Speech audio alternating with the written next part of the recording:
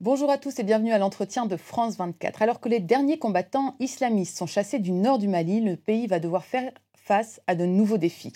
Comment assurer la transition démocratique? Comment penser les plaies de la guerre et de la division? Pour répondre à ces questions, avec nous, un invité au regard un peu particulier, celui d'un anthropologue américain qui vit en partie à Bamako, Bruce Whitehouse. Bonjour, merci d'être avec nous. Bonjour. Alors, vous suivez de près la vie politique malienne, à la fois en étant au Mali, mais aussi depuis les États-Unis. Des élections sont prévues en juillet prochain. Est-ce que vous pensez que c'est d'une part réaliste et d'autre part souhaitable?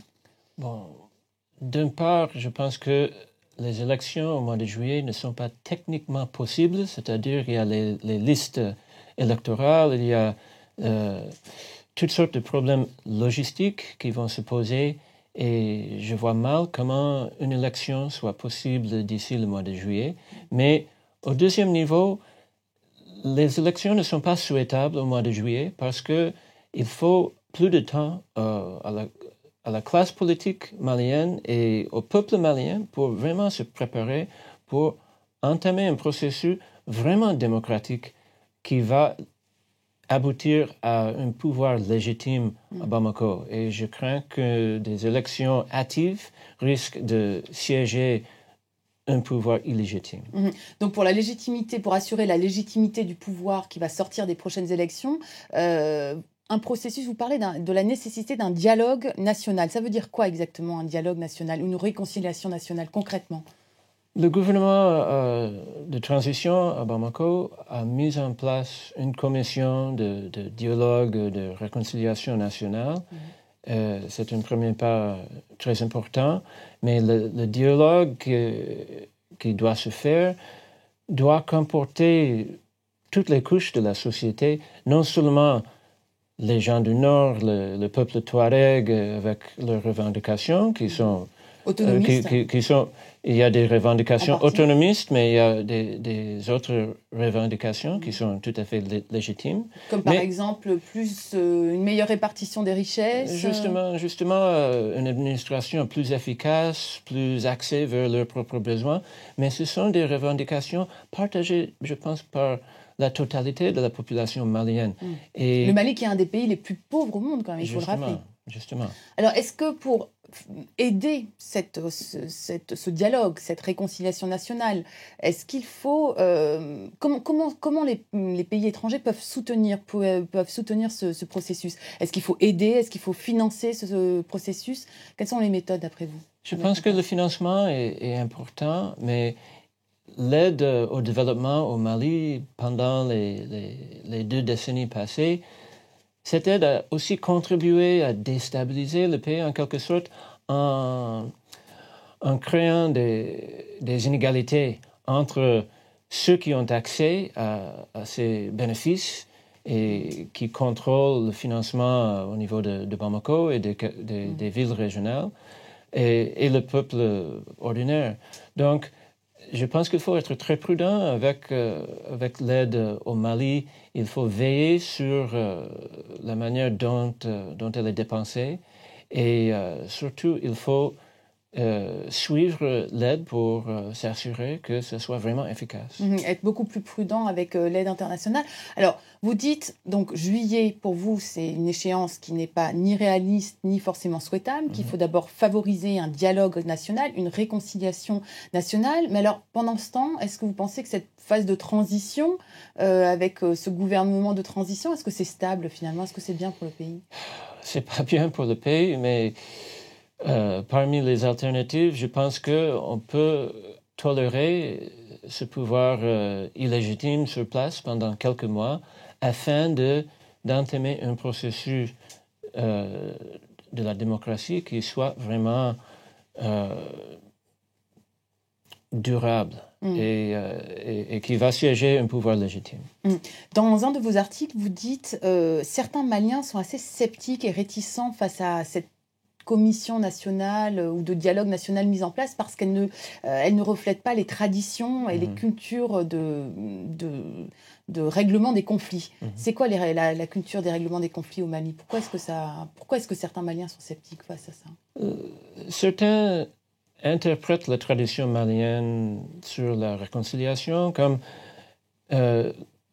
l'amnésie, c'est-à-dire on va oublier les fautes du passé afin de nous harmoniser, afin de pouvoir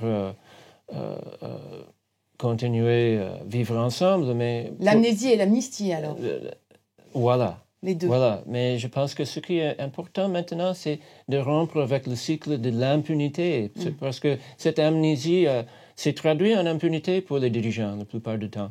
Et je pense qu'il faut que le peuple voit que leur responsable politique soit tenu responsable pour leurs actes, que ce soit les rebelles, que ce soit les forces armées maliennes, que ce soit les hommes politiques, que ce soit les putschistes. Je pense que c'est le moment de rompre avec la tradition de l'amnésie et d'instaurer une tradition de responsabilité, un état de droit. De responsabilité. Alors, dans ce schéma, quelle serait la place, par exemple, du capitaine Sanogo, qui était donc le leader des putschistes? La place du capitaine Sanogo, c'est un dossier vraiment sensible parce que il faut reconnaître qu'il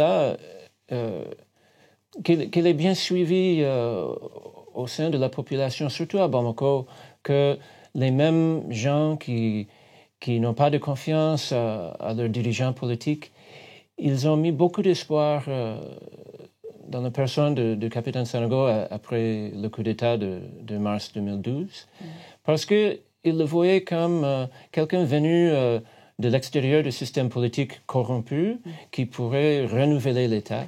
Mais les 12 derniers mois nous ont vu que ce n'était pas aussi facile que ça et que son coup n'a pas pu régler les problèmes qu'il devait adresser. À propos de corruption, on dit que finalement le putsch est arrivé aussi à cause de la faillite de la démocratie malienne, une démocratie corrompue avec pas un narco-État, mais pas loin, avec des responsables qui toléraient le trafic de drogue, le trafic de cocaïne en partie. Est-ce que ça, c'est pas un des problèmes fondamentaux qui doivent être réglés aussi pour réussir à établir une véritable démocratie? Voilà, donc le problème du narcotrafic, je pense que c'est un volet de grands problèmes d'un État de droit.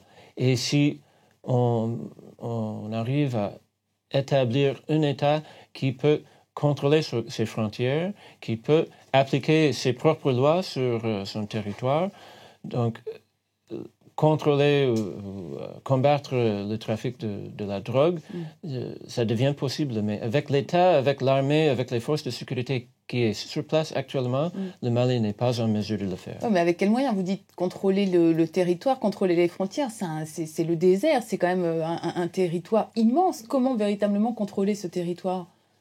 C'est une bonne question et je pense que dans le court terme, il faudra l'assistance de la communauté internationale, de la France notamment, mais des Nations Unies aussi, des pays voisins du Mali doivent tous jouer leur rôle dans la sécurité sous-régionale.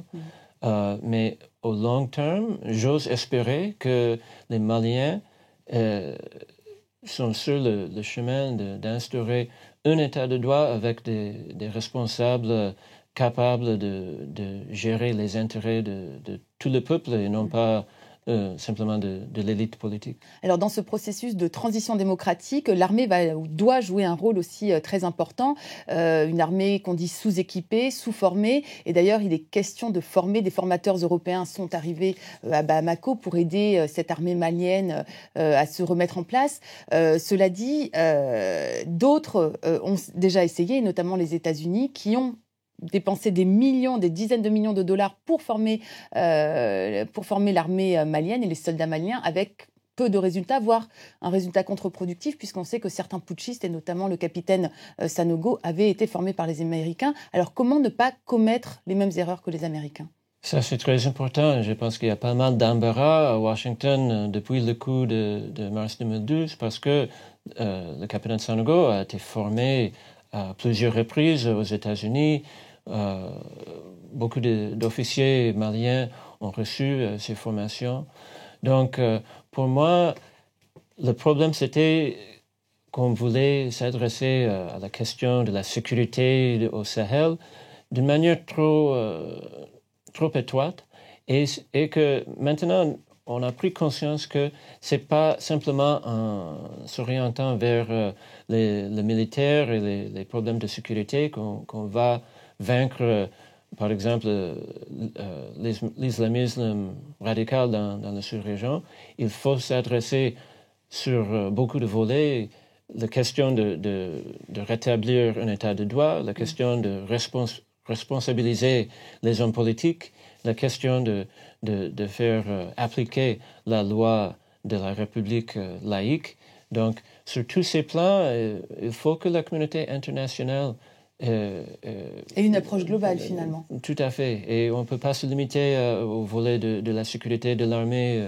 Et il y a tous ces volets qui doivent être adressés. Je vous remercie beaucoup, Bruce Whitehouse, pour votre vision sur la transition démocratique au Mali. Donc, une approche globale, il faut prendre son temps et réussir à régler tous les problèmes avant de véritablement mettre en place des élections. Voilà, c'est la fin de cet entretien. Vous pouvez le retrouver sur notre site internet france24.com, en français, en anglais et en arabe.